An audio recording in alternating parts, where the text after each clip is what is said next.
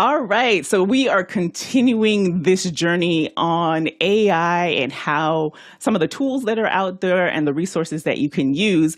And today we'll be talking about Adobe Firefly. So go ahead and submit your questions early if you are already using that tool. Now, Firefly is the name basically for Adobe's AI, their generative AI. So you will find it in Photoshop, you can find it in Illustrator, but they've also got a standalone platform where you can use some of this. And it's driven by prompts, so natural language. And what makes it work really well, I find, compared to the likes of Midjourney or even Dolly, it doesn't take that much when you are prompting or using your descriptors. Now, obviously, the more context you can put in, the better design that you'll get. But with this latest release, and so now they're on Firefly 3, that's the model that they're on. They've just added so many different features that we'll dive into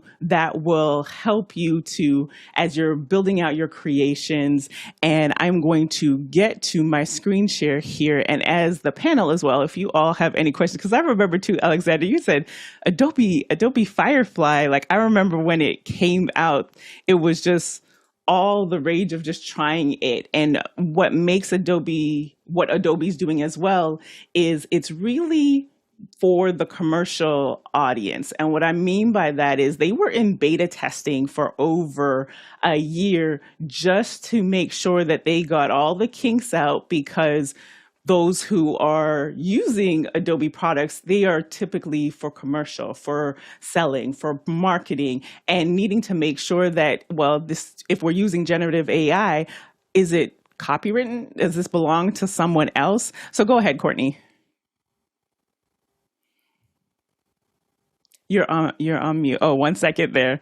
All right. So I'm gonna pull up my screen Sorry, for something took over my screen. I couldn't get to my mute button. All no right. worries. Yeah, I was going to say that, yeah, it is, as you mentioned, it supposedly, we don't know for sure, they're training on only licensed materials. So it's free to use commercially without having to worry about being sued by content creators that say they've scraped their content to train Adobe Firefly. If you take a look at some of the stuff in their gallery, uh, I think it's close to Midjourney, but not quite as good as Midjourney. There are several YouTube videos you can find out there now that compare three to the current version of Midjourney. So, I guess you can watch those YouTubes and see they use the same prompt. And so it's kind of a prompt shootout. They'll take the same prompt and they'll paste it into both Midjourney and Firefly and see what the results are come up. There's a new guy on the block that just happened about a week or so ago called Flux, which is making quite a stir in the generative AI marketplace because it doesn't have the guardrails on it. And the problem with a lot of the generative AI that is licensable from the majors is they put up so many guardrails that if you want to create something interesting, if you can't make a picture that looks like somebody, like a known artist, or you can't, a lot of them don't even allow that, say, in the style of, a living artist. So you can't say in the style of somebody who is an artist who's still living and hasn't been dead for 100 years, because they don't want to offend any of those artists or be accused of stealing their style and disrupting their market for their pictures, etc. So with the guardrails on, a lot of times it's if you want to create a certain look or a certain feel that relates to a style or an image that you've seen before, a lot of times it's difficult because the guardrails will prevent you from doing that. You can't use political figures. You can't use popular celebrities. Of course, you can't produce anything that's not safe for work. So Flux doesn't have those guardrails on it. So it is allowing people to be a lot more free and creative in their Yeah. prompt prompting, and so it's getting a lot of it's open source. So it's getting a lot of traction right now, and the quality is quite good, but we don't know necessarily what it was trained on. Yeah, so just to the screen that you shared. So if you are watching, if you head over to firefly.adobe.com, you are actually able to use Firefly. If you do not have an Adobe account, you can get one and have up to 25 generations, like so 25 images or whatever it is when you actually say like create this, you get 25 and it renews each month. But if you have a subscription, then you get more. So like the subscription I'm on, I've got 1,000 credits to generate. And so let's dive into this. So as Courtney said, here you can actually go ahead and just start prompting, and or up here in the corner, you can hit on gallery, and that will help you with just getting inspired, because that's the idea in many of these generative tools. If you are, Adobe prides itself on saying it's trying to help make the creative process faster and just the workflow easier. So if you've got a creative brief and you just feel like you're looking for inspiration, or there's a specific style, as we've done a lot of Midjourney and Dolly in the past, if you hover over, it's kind of giving you already what that individual has used. So just showing you just different ways, like you can get started with this right now. But for us, we'll go over here and whoops, there we go. We'll head over here, and these are their generative options that they have. So you have text to image, which is essentially just saying a prompt and using natural language to say what you are looking for in that image. And then you also have generative fill. And so wheels and generative fill, you see that a lot in Photoshop. And we actually have a second hour coming up on generative fill, which is why we said, you know what, let's start with Adobe so that you can get a high level view of let's start with Adobe Firefly so that you can get an idea of what's possible. So then when we really focus on generative fill and your ability to really create images and backgrounds and using that in your video, that you have an idea of what to work with. Today, we'll just focus on text to image, but you can also this is one of the popular ones, using text effects and then being able to recolor. But like I said, let's go over here in text to image. And I've got some prompts here that I want to just kind of walk through some of them. And let's just say, for example, that we're looking at, yes, I'm just cutting and pasting because that will help just speed this up along. So I want a cityscape with a bustling street. Nope, let's go back to, let's say with a skyline with a fall sunset. I travel a lot. I love skylines. So I'm going to go ahead and put that in there.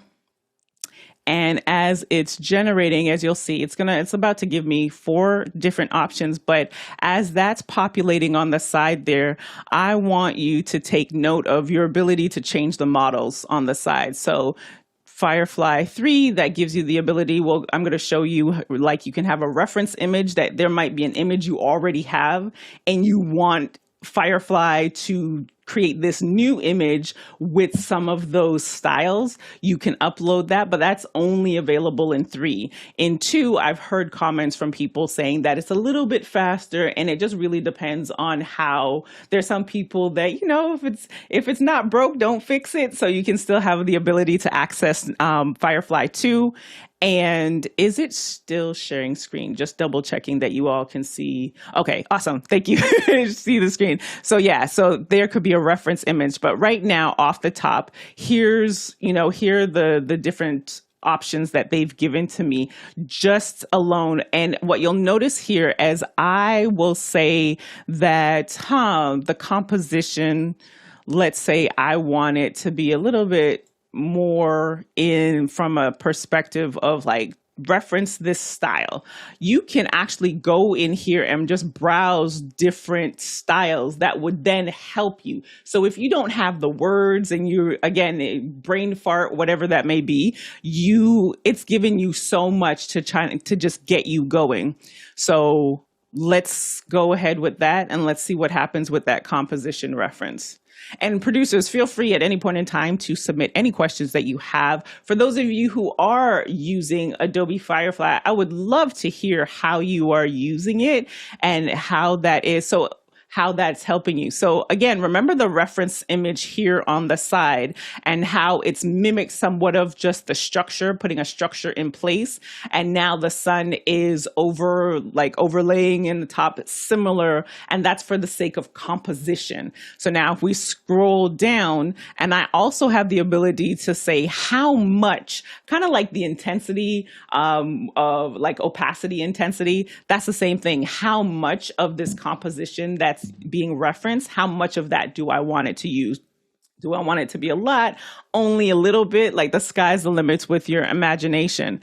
Then you can also, and let me show you that in action. So give me one moment. I'll get to your question, Alexander, while I pull this up. So you can go to Alexander.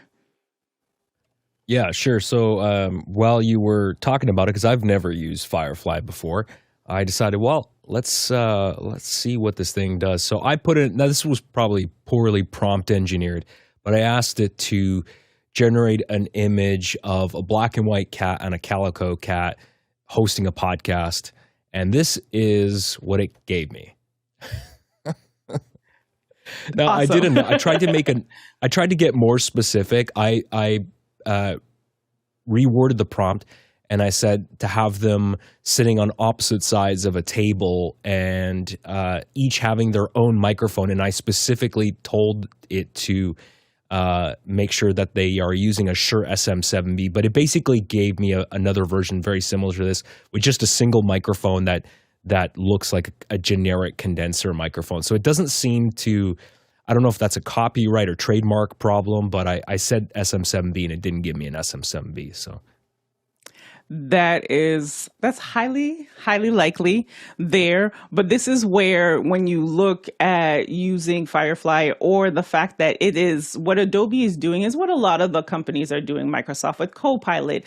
They're integrating these AI elements to work within already existing tools. So you could potentially get the beginning part of your image here, pull that into Photoshop, and then using generative fill, grab an actual SMB, and then allow it to work for you and put that in, or create a layer. So it definitely is not similarly to Midjourney. You can continue to prompt till you feel like you get a good enough image, but for the most part, what many of us are doing is we're layering, we're creating something and adding to it. And again, too, they are still early in this. So going back to the 4 images that I have, just showing you an example of how, say, reference image could work. So what I can either go here and say, hey, I'm looking for this kind of style, this kind of texture,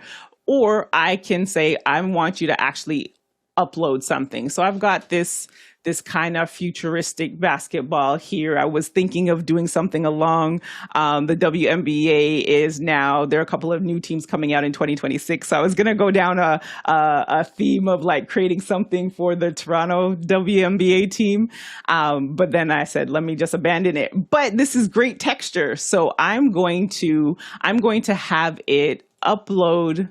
It's uploading, yes. And this is going back to Courtney's point about, hey, do you own the right? Is this yours? Yes. This image is mine. So you'll see this futuristic basketball here on the side. And I'm just going to leave the strength of it right now. And I'm going to tell it to generate with that. And we'll see how that changes. And actually, I just realized that I put it in composition instead of style. So let's see how that one turns out, so that you can see it's replicated that basketball image there. The world inside a basketball. There it is, a true 360 view. But I'm gonna go ahead and I'm gonna delete that and put it where I wanted it in the style aspect of it. So let me pull that futuristic basketball back up and ask it. And I'm going to get rid of this. So see also down here, the style references, well, this one is the one I just uploaded, but it will then add, if there was a composition reference, if there was an effect reference that you put, it'll add it here. So at any point in time, you'll know when you have those elements. So like right here, I will go ahead and because it was supposed to be in style, so it shows right here, the style reference being the basketball, the futuristic basketball. So I'm going to go ahead and generate, and then that'll come up with this new look and feel. So again, you could potentially be doing this. And so here we have, this is completely different, but it's along the motif of that futuristic basketball. So if you have this, to my marketing event folks, if you have a theme or a style guide that you've been given, and once you put together your mood board and you have some of those elements from your mood board, this could really help you then to pull it together and just think about the time savings that you could have on something like this, to then be able to hand it off to the designer on the team, who now has a clear representation of what you are looking for and what you are trying to do. So that is there. And again, if I were to say, you know what, I don't want it to be that intense, because this is very, very much so. Oh, let's put this there. Oh, why is it there? My mouse is sticking.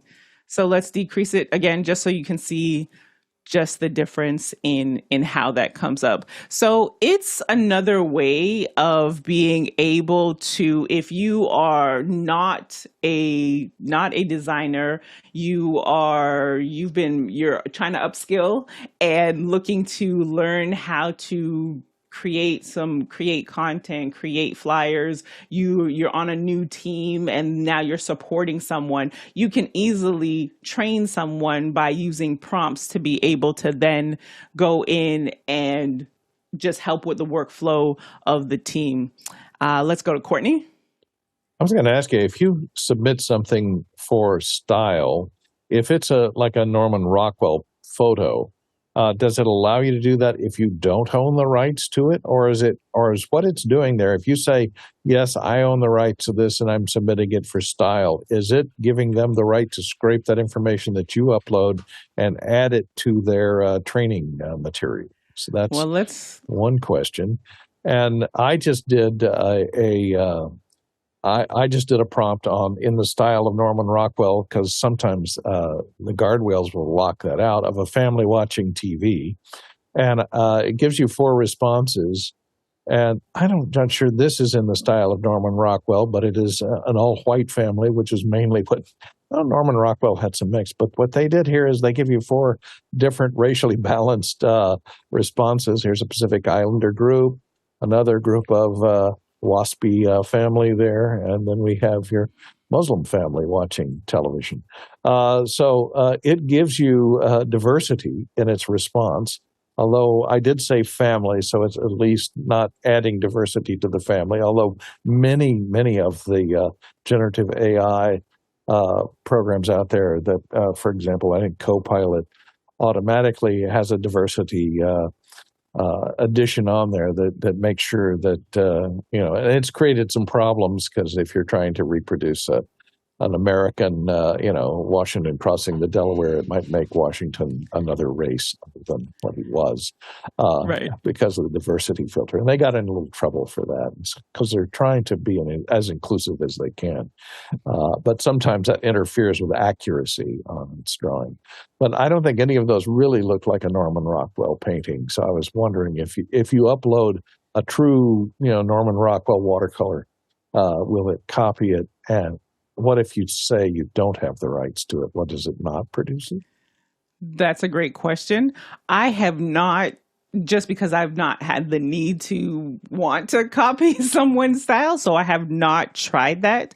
I have just downloaded a Mickey Mouse image, so let's see what happens here when I pull this up. So if we go back to, I've just uploaded, you'll see it right here, Mickey Mouse.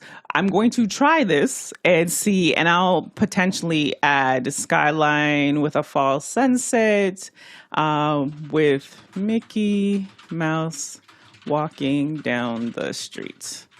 Let's see what happens. Okay, so also this is great because it didn't give me that option before. You'll see I have at the very bottom suggestions put on. So there are suggestions here for any additional, again, helping that creative process. So if I generate, so now this time it did not ask me.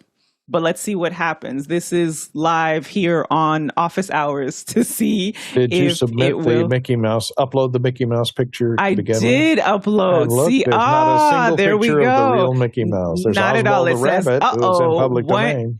Correct. One or more of the words may not meet user guidelines and were removed. So there you, Guardrails. yep, guardrails there you have it. I hope this does not block my account. Adobe, if you were watching, this was purely for test purposes. 'Cause Purely I've for never- demonstration purposes only, not to be used in actuality.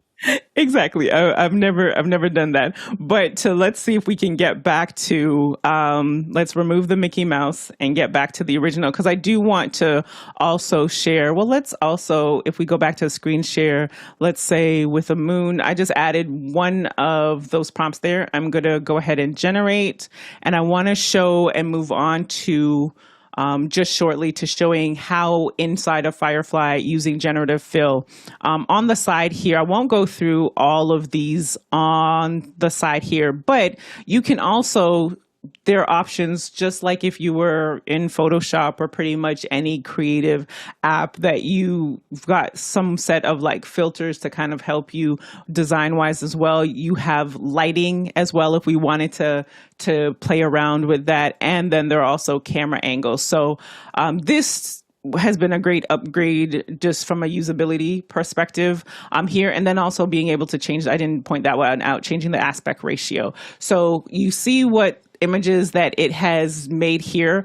I'm now going to move on to just show an element of generative fill. And now as a workflow process, if there's something that you use and you're like, oh, I really like how that works, go ahead and favorite that. So it saves. So a lot of people, when you are creating content, creating graphics with AI, the consistency is always an issue. And that's one of the things Adobe has been working ferociously towards, is to ensure that by doing things like having favorites, by being able to have reference images, that they're working to be ahead of the curve as it relates to you consistently being able to have a certain look and feel for your content. So going back to this image now, if I go ahead and I open this out and I want to do generative fill, I can say right here that if I wipe this out with the brush,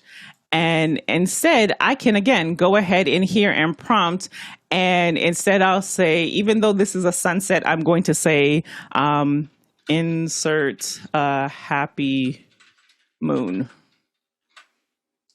And then it's going to generate in that specific. So this generative fill is one of the other areas that people enjoy that, because this is where you can really turn an image and make it your own by, now personally, of course, I probably wouldn't necessarily use happy that. Moon within a moon.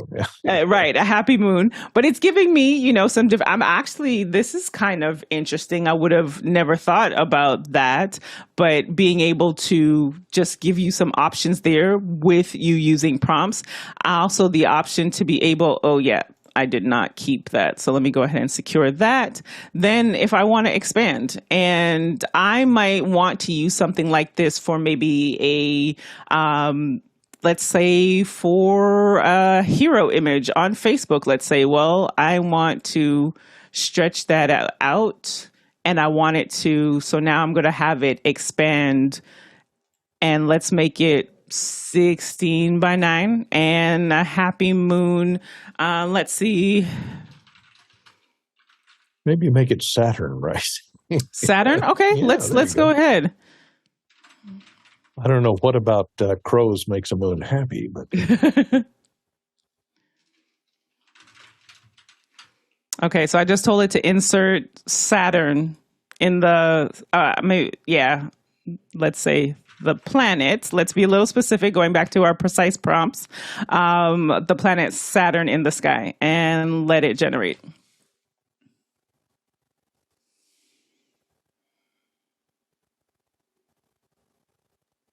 yeah, we need some waiting music here.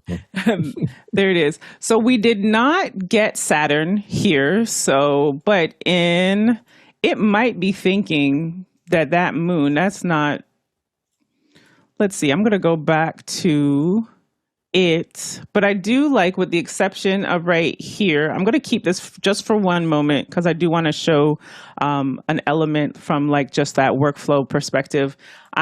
There's kind of like this artifact stuff going on here. So I'm going to just go ahead and put that ever so gingerly there for it to remove. And what should happen is that it will just know and blend the sky together so that it does not look awkward. So there's all these little nuances that when you are using Firefly, that was not Ooh, there's an not artifact. Let's go ahead and quickly cancel that. Aliens come. And I missed the subtract part, so let's go ahead and let's remove that. And so now it should blend those together.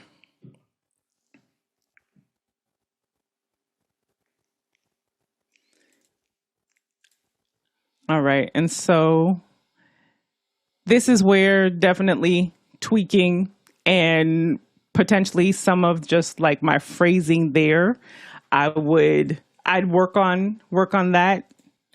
Yeah, I'm not necessarily. It looks like it kind of took the color palette of the very bottom where it's orange and kind of smeared it up, right, to fill the hole. Yeah, that was not what I wanted it to do, but that is what happens when you are using AI and just being able to then reword or retweak that. I'm going to leave that because I do want to be able to move on to another element, but go ahead, Alexander. It's really interesting. I'm trying a few prompts here. So a variation of that image that I showed earlier of the two cats, and I was trying to make it look like they were on a podcast. So I changed a few things. I actually got rid of the specificity of the brand of the type of microphone, and I tried to tell it to ensure that both cats have their own microphone and that they have headphones, and it gave me this. So it seems incapable of giving them two microphones. I'm not entirely sure why, but it did give them the headphones, which is good. And I also said the podcast is being filmed, but there's no cameras present there. So it's obviously not perfect, but I mean, the overall image quality is pretty good. So the headphones are not on their ears. No, they are not. Good old AI in action. So I have now just switching gears one more time, again, coming back here. And you are also, if I were to, let's pull this back up, you can also, so we did some generative fill aspect there. And then going into text effects. This will be the last one that we'll share. But if there are certain, let's put this here and let's say office hours. And up here, you'll see where this is where you'll ultimately put a prompt if you want to. My daughter likes unicorns, and bubblegum. So let's go with bubblegum. Pink bubble gum. Can you imagine what that texture could potentially look like? But by being able to then, again, just like we saw in the previous one where we were doing text to image, you have all of the ways that you can customize what that looks like.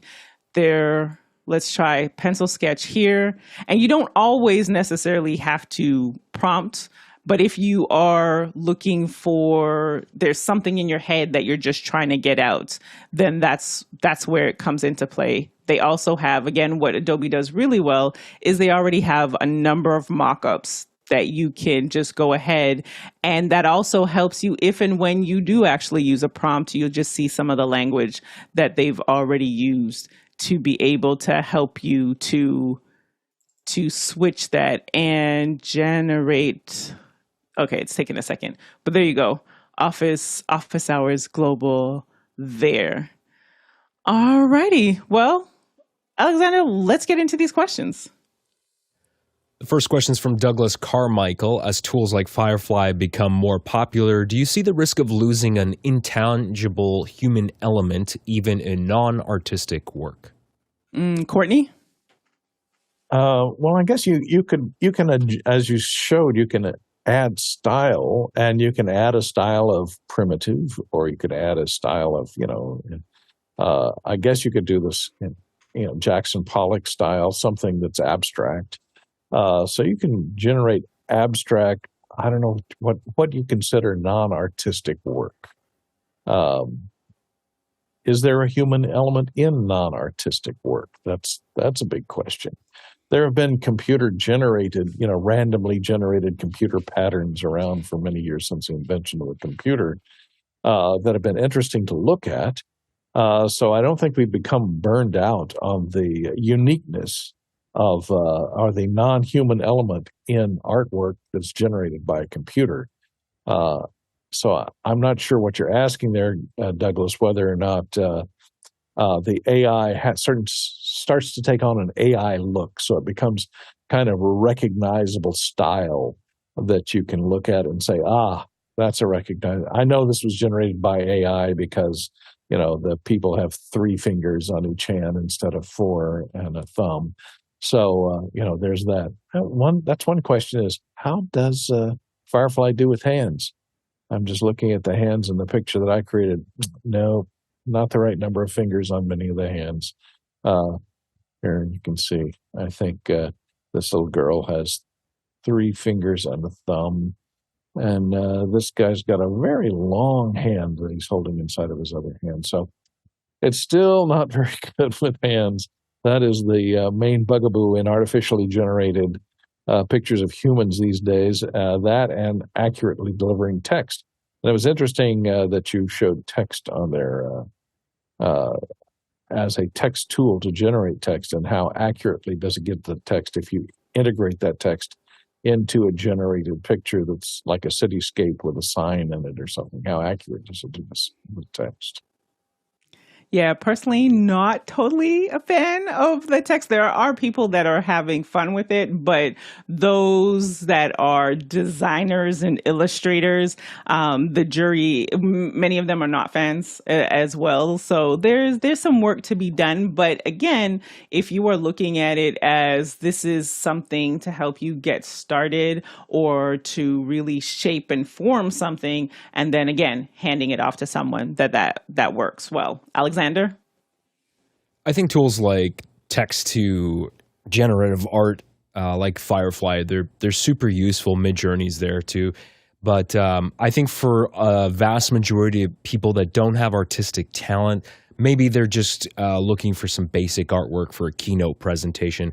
I think this is a much better and more creative and unique solution than just purchasing stock art, which you see in everything. And, you look at it and go, oh yeah, I know that famous piece of stock art because everybody uses it. So I think tools like this are very useful. I don't think they're going to replace artists anytime soon. In fact, and I was surprised by this, but a friend of mine actually, who's an artist, very talented artist, who works with all sorts of mediums, started using generative art. And what he does is he will take existing images and use these tools to modify them, or he'll prompt it to create something, and then he'll use that as a base to actually create an entirely new, unique piece of art from that. And so he's adding his own creative ideas into that. And I find that mixture of adding the creative human element in there with the generative tools that these types of services offer, I think that's kind of interesting as well. Yeah, and to your point here, Douglas, the partnership. If we look at this as human beings still partnering with the technology or the tool to help to imagine or to be an even greater extension of their imagination, that there is a potential for the imagination to grow even further. And now we're like seeing, oh my goodness, like that's exactly what I was thinking, because that's what artists do, that's what creatives do. They take the idea and they make it tangible. So to be able to have ways to better explain or bring those things to life, that yes, that this could potentially help us to see more humanization, if that's a word. But then there's also for people who they're just die hard and not wanting to use the technology, that it won't, because the AI is being trained on us. So we need more people, and especially since Adobe is trying to be ethical with it, that we need more people to use it so that it will maintain or not. We run the risk of it not having that human experience included in it. Next question. Gordon Lake from Los Angeles, California is asking, $5 a month gets you 100 credits. How quickly do you think an average user would burn through 100 credits? Courtney? Couple hours. Once you sit down and start experimenting with image generation, you can burn through, just trying to create one image that you like. You can burn through 30, 20 or 30 different examples of that one image. And that's 100 credits a month. It's not going to last you the week, I don't think. Next question. Ryan Thomason in Houston, Texas is asking, Liberty, can you build an entire new font set using that tool?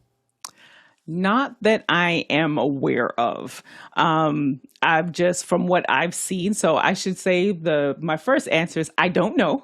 I'm not aware that you are able to do that. Again, Adobe and Firefly, just overall, it's very much like workflow and something that's to work in tangent with the other tools that they have. So to be able to like concept that and then pull it into Illustrator or pulling it, and or you can also use Firefly within Illustrator.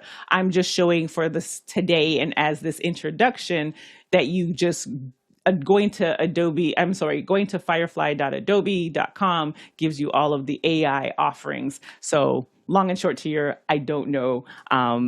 I have not seen that yet. Next question. Gordon Lake from Los Angeles, California is asking, what's the issue with getting Firefly to look as good as Midjourney? I would say that it could potentially be just the training data and what's that trained on. We don't know how long behind the scenes. I think I saw a keynote by the senior leader over Firefly, and so he'd been just talking about how they've been working on this for some time. But Alex had made reference to this some time ago, where he said, Midjourney just got out really quickly without the same level of guardrails. So what they're training on and all the feedback that they have, that has enabled them to really be a leader in this space. Now, Adobe is not too far behind with them now opening it up. They're being able to have commercial use. And also remembering, Adobe is looking at a very specific group and how they're even branding or marketing themselves, that you're creating assets and content that you can use, you can sell, that you don't have to worry about having any lawsuits. And that's one of the elements too that they're taking pride on. Like if you use it and then somebody comes back with a copyright, like you can actually go to Adobe to say, hey, this took place. And I don't know of very many other tools that have that promise. Courtney?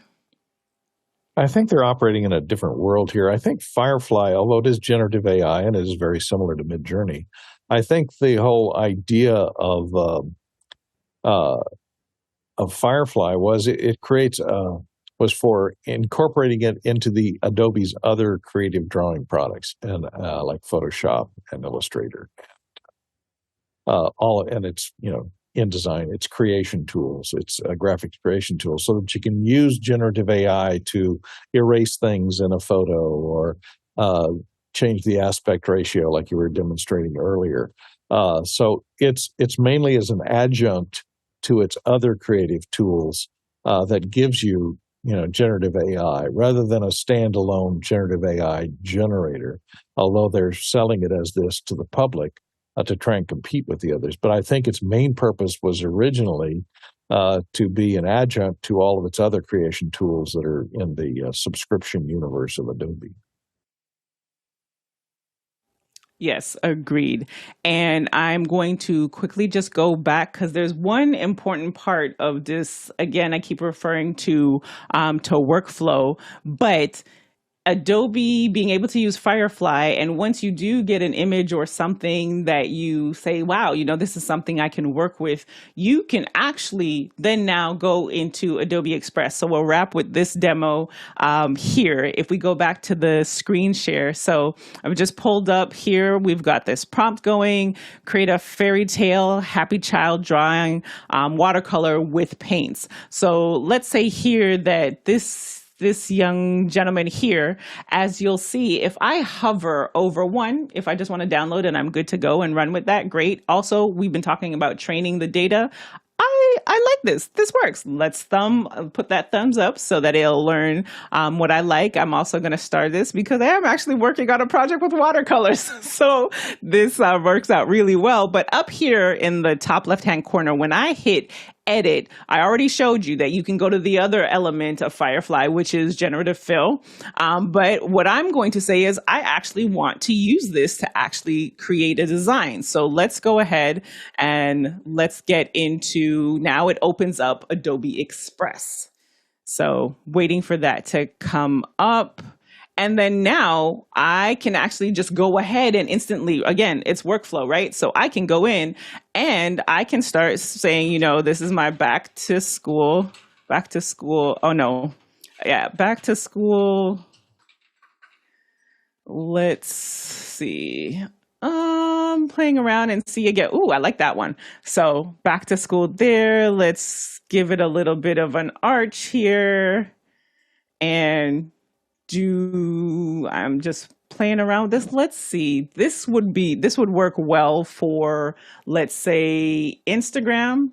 But oops, pull this out here, bring it down a smidge. Let's do some generative fill right there. I just want to expand. Hold on. Now that's using an existing font that's on your computer, right? Or is it? So it was already. So now it's Adobe Express is kind of like their all-in-one graphic design tool for like really quickly creating graphics, social. I akin it to social and marketing. So it already had text. You'll see those the different options here that I just like quickly went to. And so that's why I was like, okay, yeah, I like this back to school. Let's play around with the colors here.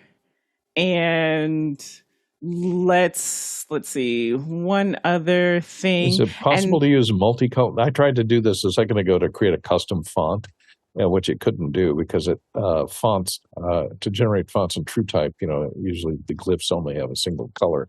Can it generate a watercolored font to make it look, make those letters in the background?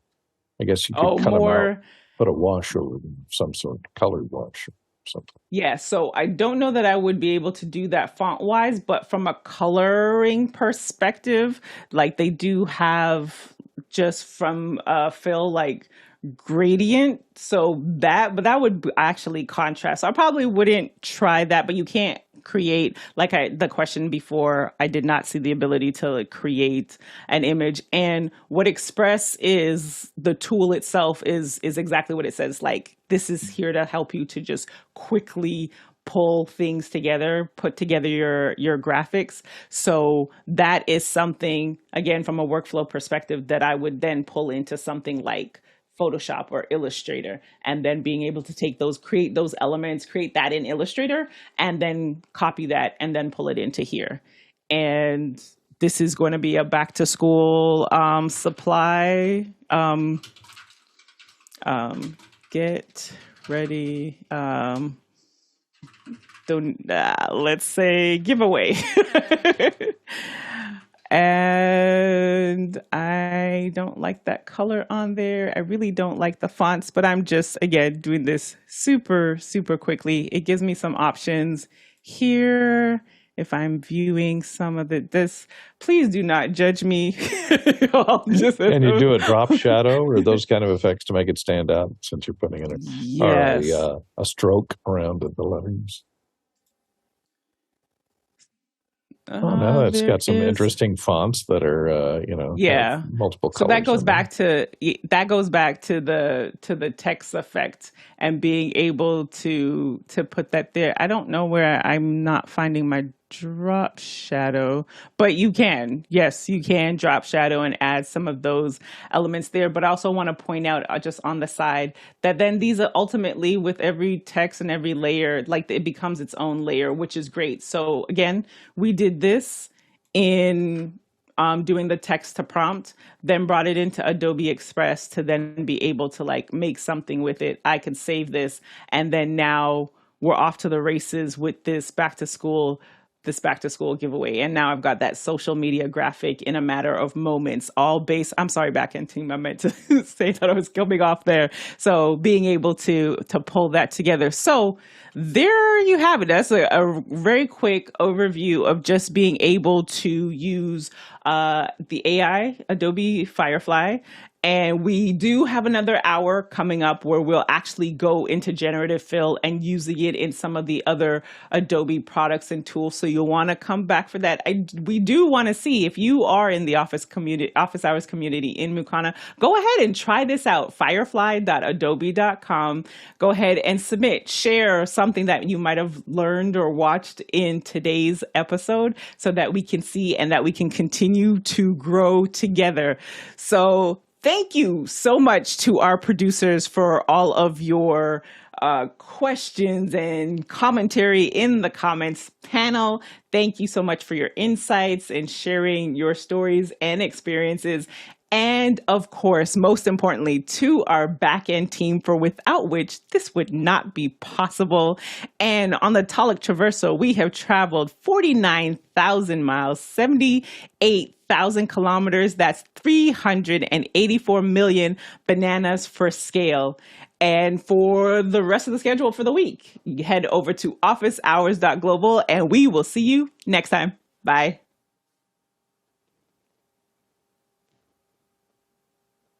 Is Adobe Express free online thing, or do you have to buy it? Or is it part of the subscription universe? It is. Let me double check, because again, I have it. Yeah, I don't have it. I run Photoshop 7 because I can put it on all the machines that I have. I bought a license for it back in the day, and it doesn't require you to log off a machine that you're moving it from to put it on a machine and move it to. He said Adobe. So free Express. For individuals with a plan. So yes, free to use. Okay. It's a web-based editor. Yes. Yeah. Okay. Yeah. Thanks. But then also there's also the app version as well, so you can use it on mobile. Thank y'all. I mean, there was always Thanks, Photoshop. Liberty. That was great. But yeah. All right. Thanks. You're welcome. I think I'm going to lose many hours to this tool.